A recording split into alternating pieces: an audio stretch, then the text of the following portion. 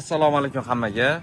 Hozir orqamda turgan mashinalar narxiga arzidimi yoki yo'qmi, bitta ko'rib chiqamiz sizlar bilan. Mashinamizni Huawei kompaniyasi tegishli bo'lib, Aito M7 hisoblanadi. Mashinamiz gibrid, 1.5 dvigatel bor, to'liq zaryadga, to'liq benzin bilan 1200-1300 km masofa bosib o'tadi. Mashinamizning interior qismi juda ham chiroyli ishlangan. Bu yerda head-up display bor, monitor yuqori kashida ishlangan, ikkitala besprovodniy zaryadka, полоса удержания, adaptivniy cruise kontrollari bor. Sizinalarimizda abduf, abagrev massajlarigacha bor. Mashinamizning orqa qatori oldidan qizuvroq. Shundoq parogdan ko'tarilasizlar, nurli gravitatsiyali sizni kutib oladi. Massajlarda maza qilib dam olib ketursanglar bo'ladi. Orqada 3-qatorda katta odamlar ham keta oladi. Kolonka, vazduhovodlari bor.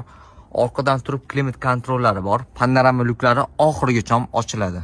Eshik chala yopilib qolsa, shundoq davodchiklari tortib oladi.